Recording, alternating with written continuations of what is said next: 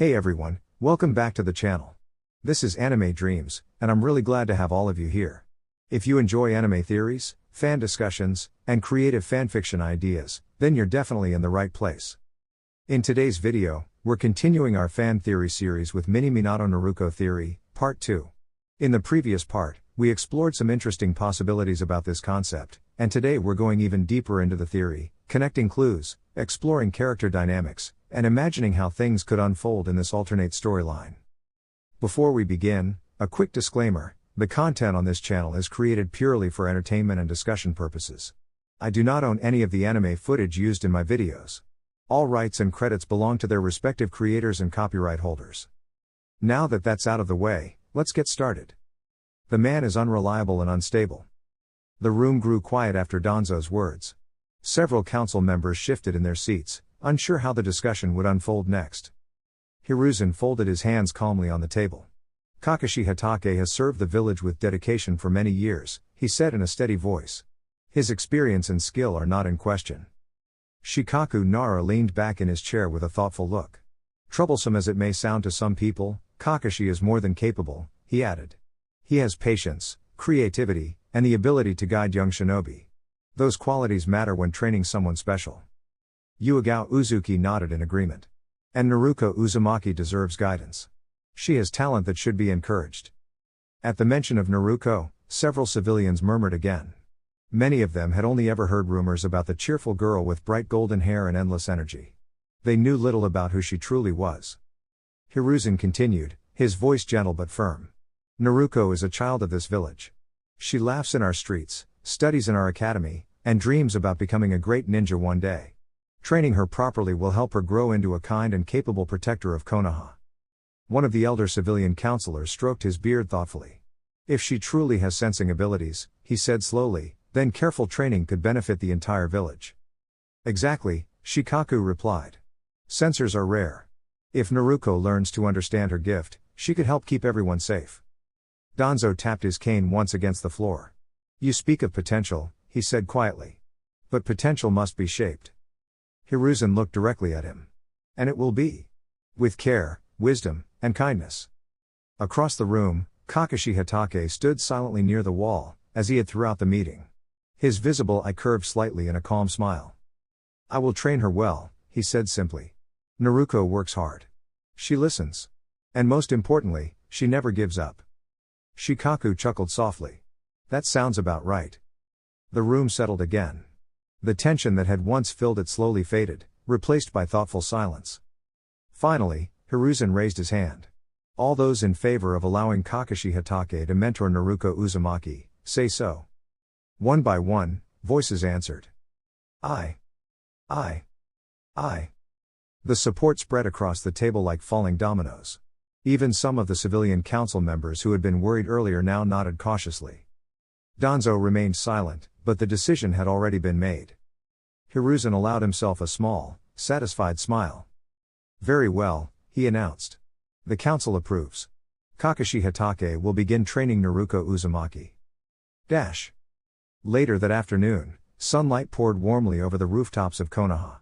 In a quiet training field, a small girl with bright whisker-like marks on her cheeks practiced throwing wooden practice shuriken at a target.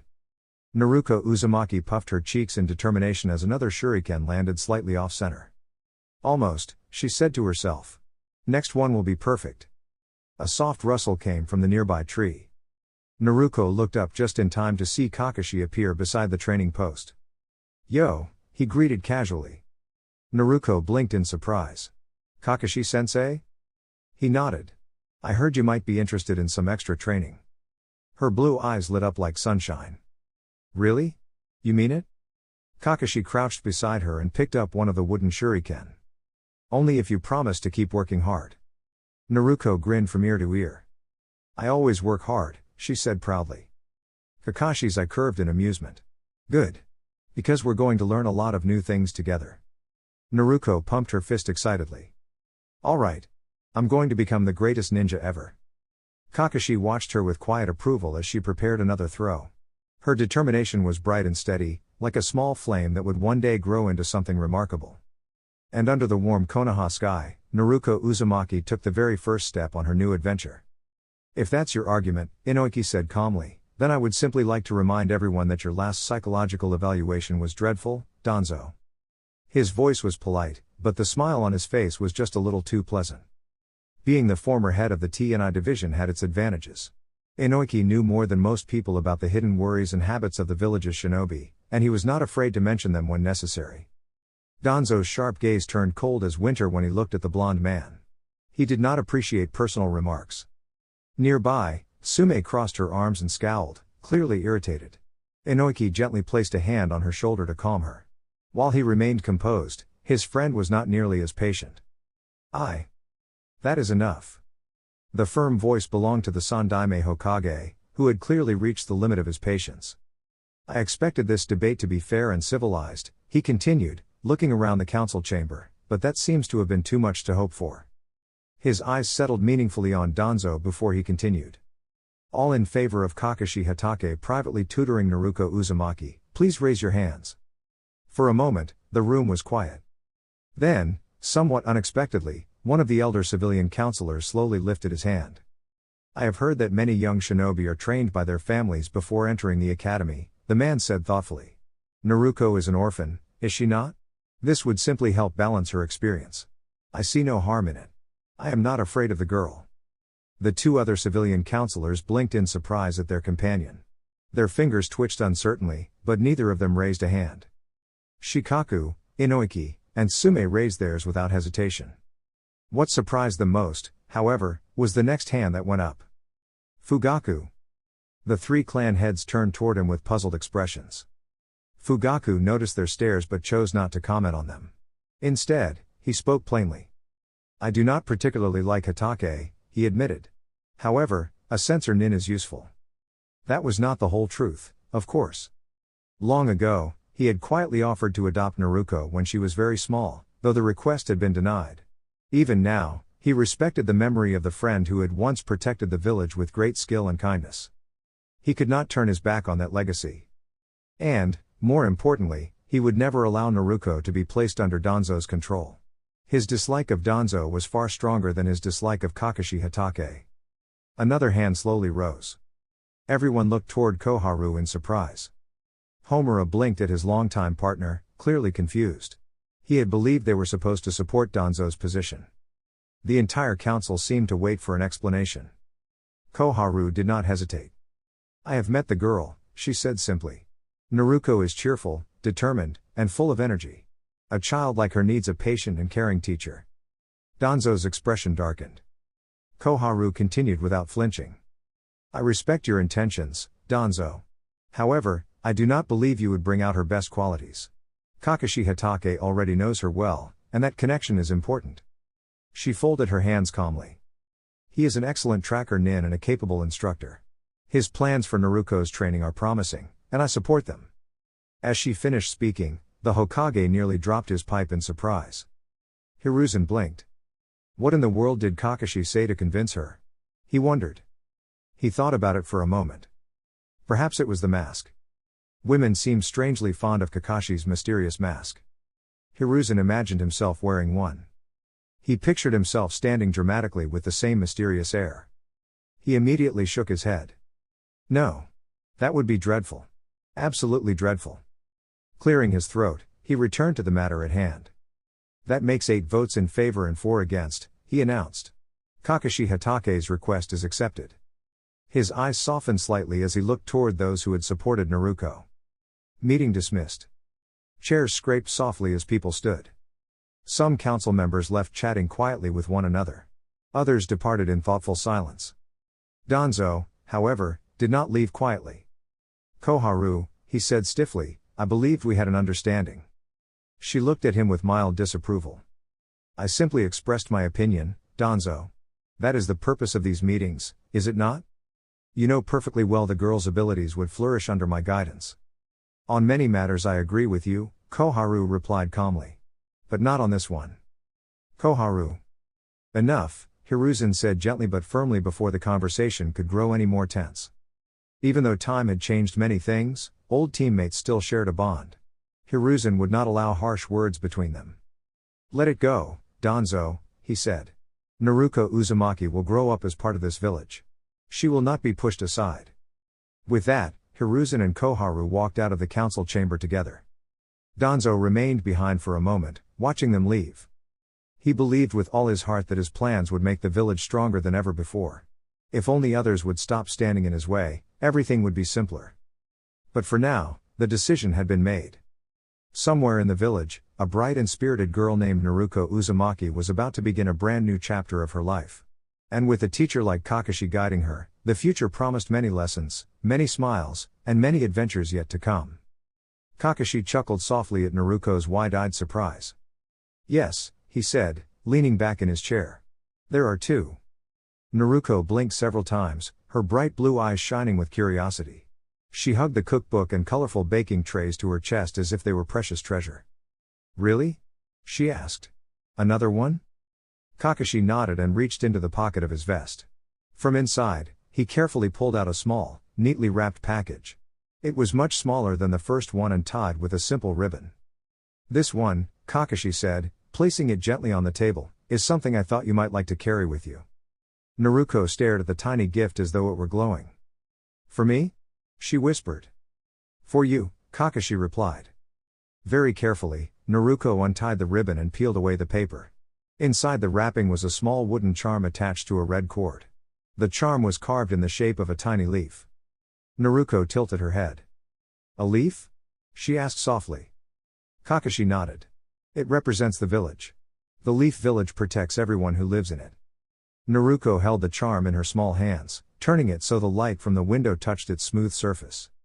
"I thought," Kakashi continued, rubbing the back of his head a little shyly, "that maybe it could remind you that you're important here too." Naruko looked up quickly. For a moment she didn't say anything. Then a slow smile spread across her face, warm, bright, and full of happiness. "I love it," she said. "I'll keep it with me all the time." She carefully tied the cord around her wrist. The little wooden leaf rested there like it had always belonged. Kakashi felt something warm settle in his chest. Seeing Naruko smile like that made the whole room feel brighter. Naruko suddenly stood up and hurried to the kitchen. "Wait here," she said.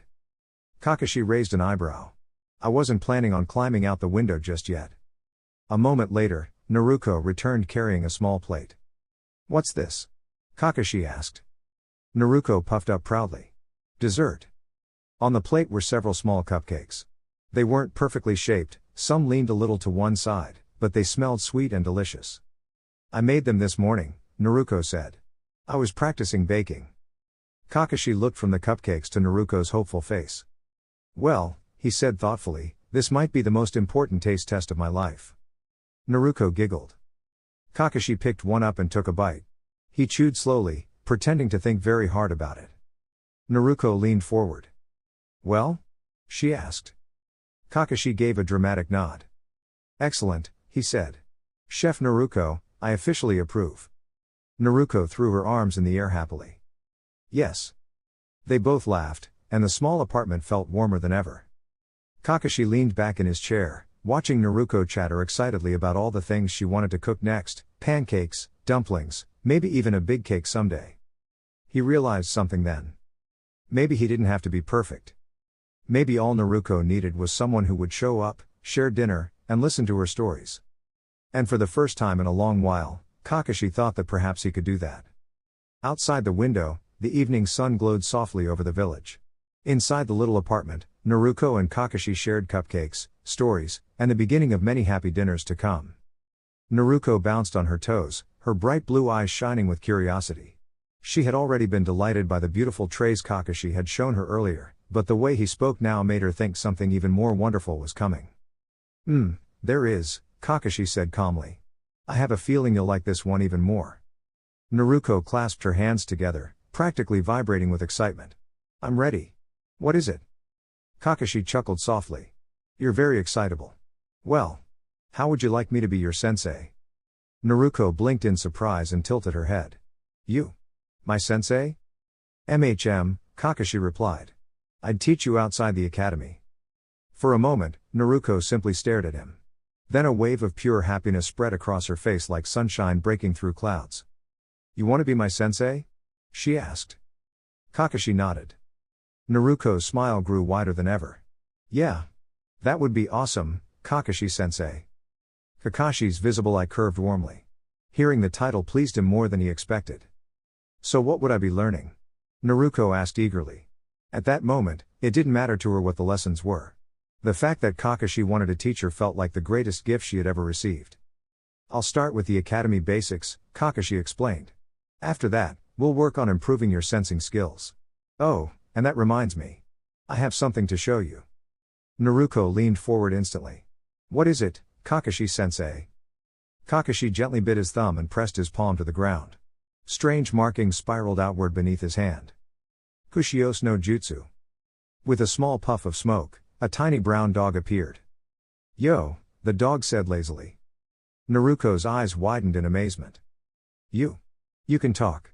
A talking dog. The little dog sighed and rolled his eyes. Very observant. Kakashi laughed quietly. Now, Pakun. Be polite. This is Naruko, my new student. Naruko, this is Pakun, one of my ninja dogs.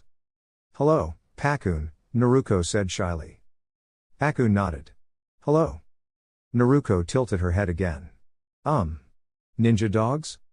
Kakashi explained patiently. They're called Ninkin, ninja dogs. I made a special contract so I can summon them. I also helped raise them.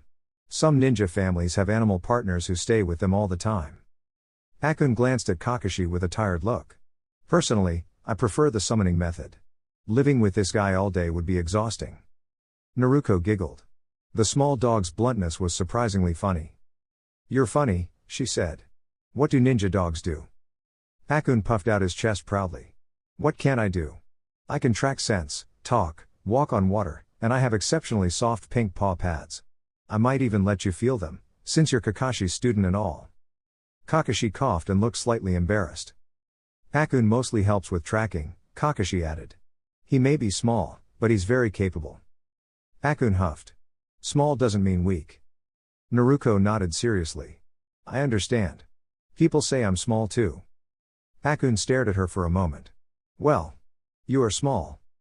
Naruko crossed her arms with a tiny huff. Hey, I'm only 6. I'll grow taller soon. Sure you will, Pakun replied dryly. Kakashi chuckled and gently picked the little dog up. All right, that's enough teasing. Pakun hopped down onto the table. What does teasing mean? Naruko asked, carefully sounding out the word. It means trying to make someone annoyed or bothered, Kakashi explained. Naruko nodded thoughtfully. Pakun sighed. All right, kid. Sorry about that. Here, feel my paws. That's my apology. Naruko blinked but gently held one of his paws. Her face lit up with delight. Soft. Pakun smiled proudly. Of course they are. After a moment he stretched lazily. Well, I think my work here is done. I'm off for a nap. See you later.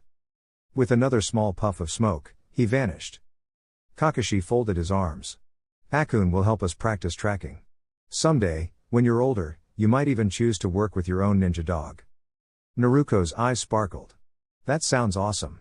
How old do you have to be? When I think you're ready, Kakashi answered. Naruko frowned slightly at the vague answer, but she quickly brightened again. Kakashi checked the time. Before training, we should get you some proper supplies. Your current clothes might not last 5 minutes of practice. Naruko glanced down at her simple long-sleeved shirt and pants. I'm kind of low on money right now, she admitted quietly, looking at her shoes. Kakashi waved a hand dismissively. Don't worry about that. I'm not making my student pay for training gear. Besides, I'm technically your guardian.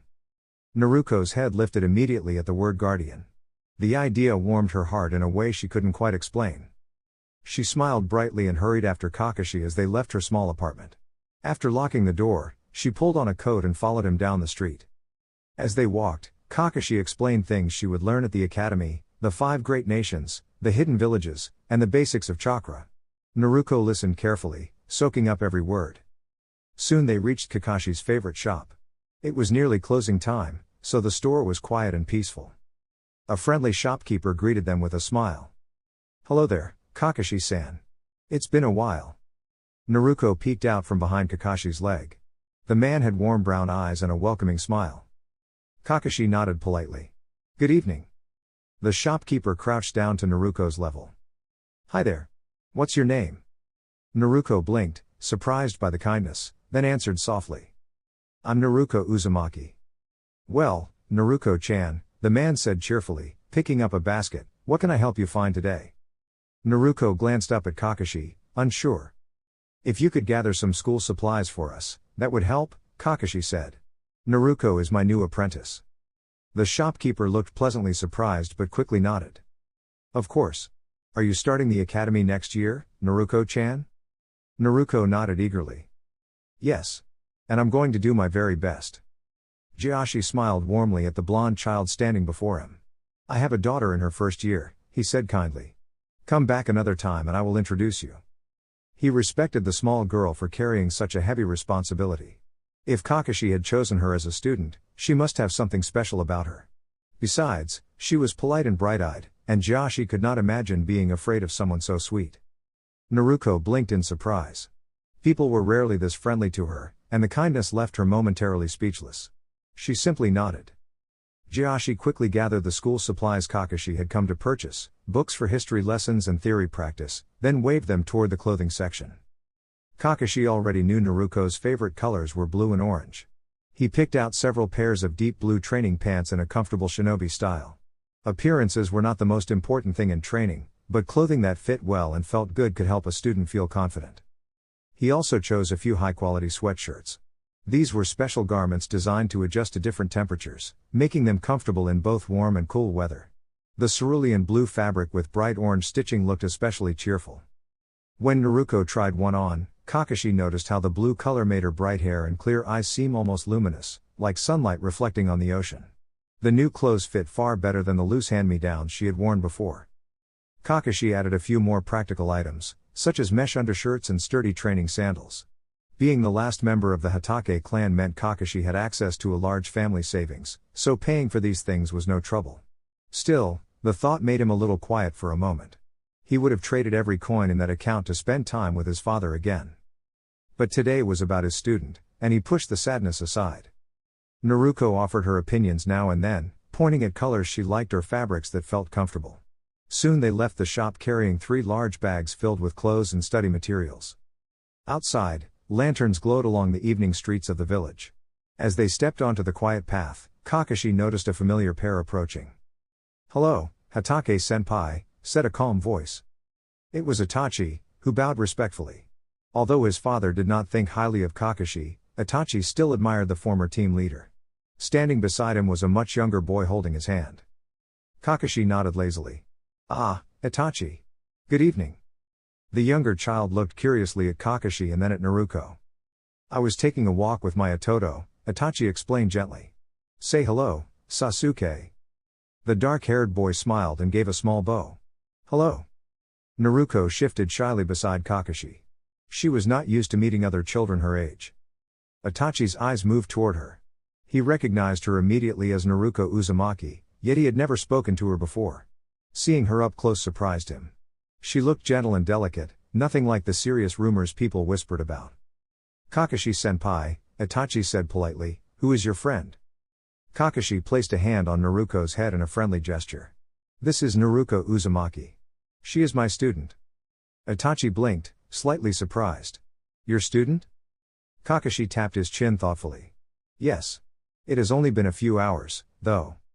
Itachi smiled faintly at Kakashi's casual tone. I see. Naruko, this is my younger brother Sasuke. I believe you two are the same age. Naruko and Sasuke studied each other with open curiosity.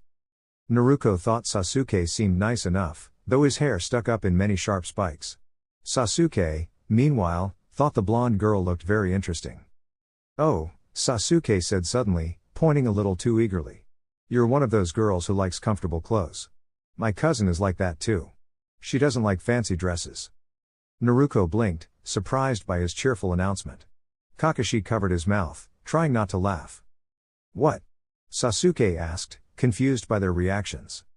Naruko placed her hands on her hips. Of course I like comfortable clothes. Sasuke nodded seriously, as if this solved everything. That makes sense.